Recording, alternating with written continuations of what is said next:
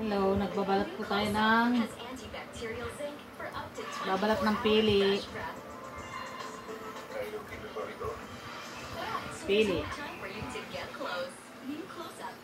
Babalatan po bago mamatamisan. Yan po. Saling Bicol.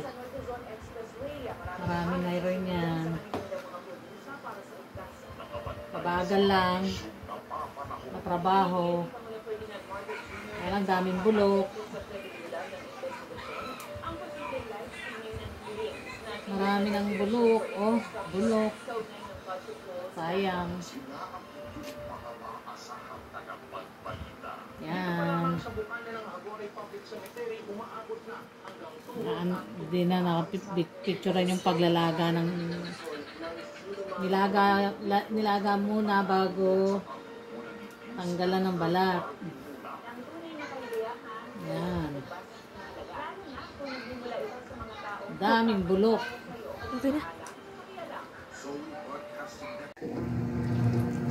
Good morning. May mamatamis po tayo ng pili. Pili nut. Ito yung galing sa Bicol. Ayan. Inuwi po yan ni Mister na pinalatan na, pinanggalan na po doon sa matigas na balat niya. Kaya yan po, minamatamis na po natin. Hindi ko lang po napakita na nagtunaw po ako ng 1.5 cup ng sugar. White sugar. Ng kumulo. Ayan, nilagay ko na po yung pili. Hintayin na po natin siyang matuyo hanggang maging ano na po siya, toast. Yan. Balikan na lang po namin kayo kapag medyo tunaw na, ay tuyo na, medyo matagal-tagal pa po at tutunawin, ay tutuyuin po yung sugar na yan. Okay.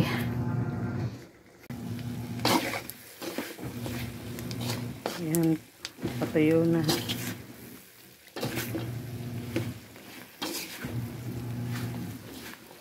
Tuyo na po siya. Kaya na lang natin mamumuo naman yung sugar. Mamumuo po yung sugar na yan uli.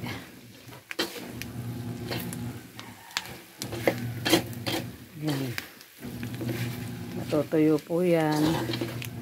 Tapos muling mamumuo yung sugar at didikit siya sa pili.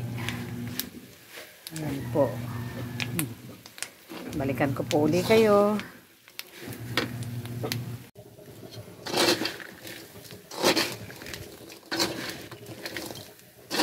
Ayan po. Ayun na.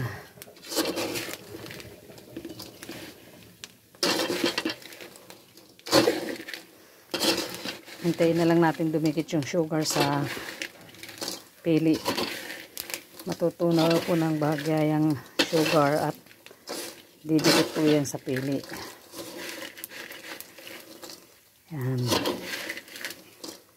Malapit na siyang maluto.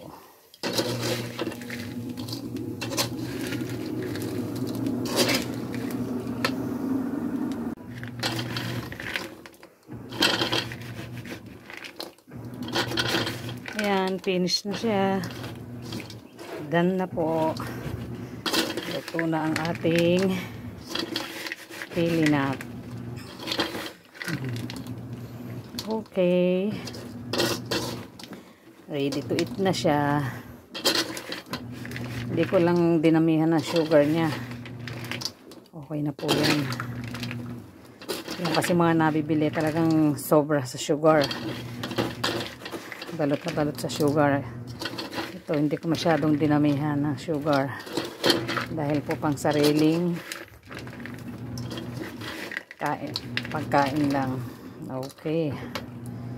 Ayan. Thank you po.